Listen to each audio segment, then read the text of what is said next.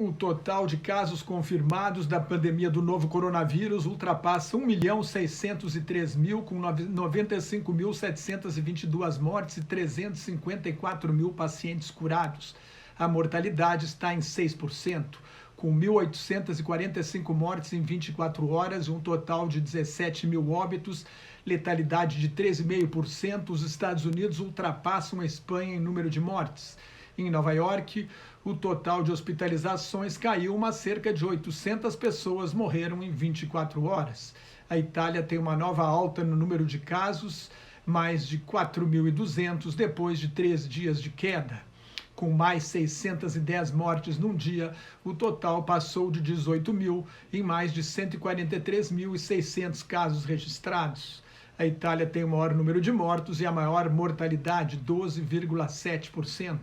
Na Espanha, houve 655 mortes nas últimas 24 horas, menos do que as 757 de ontem e as 743 de anteontem. O total de óbitos na Espanha chegou a 15.447, em 153.222 casos confirmados, letalidade de 10,1%.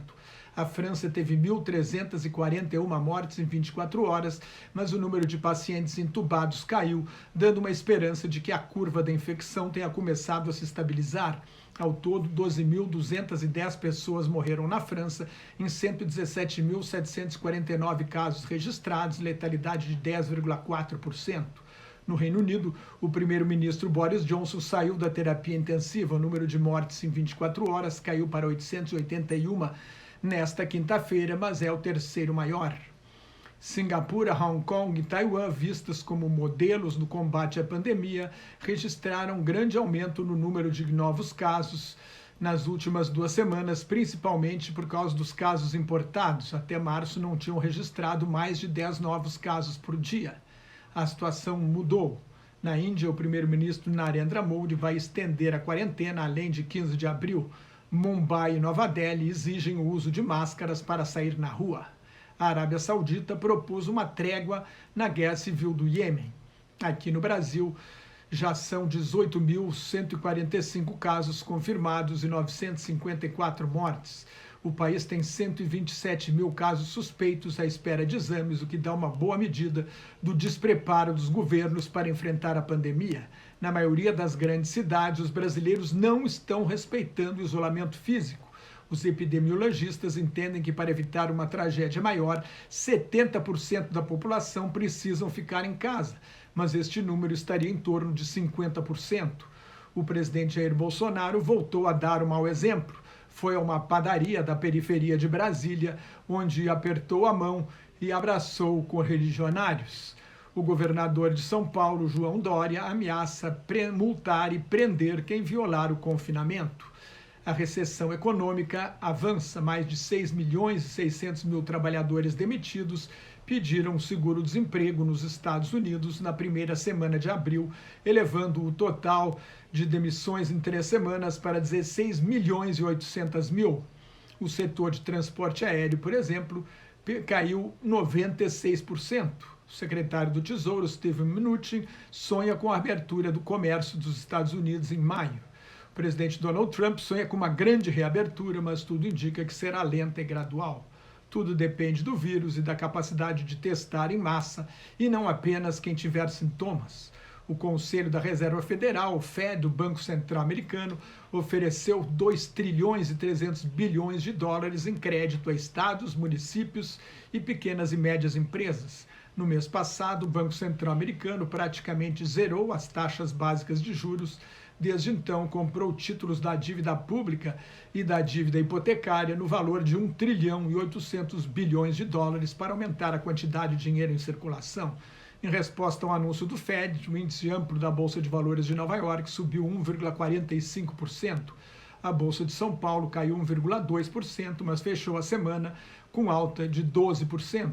O dólar caiu para R$ 5,09 no câmbio oficial.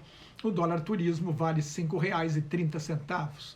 Na Europa, o primeiro-ministro da Itália, Giuseppe Conte, denuncia que o fracasso em dar uma resposta conjunta à pandemia do novo coronavírus pode acabar com a União Europeia. Os países do sul da Europa mais duramente atingidos pela Covid-19, a Itália e a Espanha, defendem a emissão de eurobônus bancados por todos os países da zona do euro para financiar a recuperação da economia. A Alemanha e a Holanda se opõem. A primeira-ministra alemã Angela Merkel declarou hoje ser contra o eurobônus.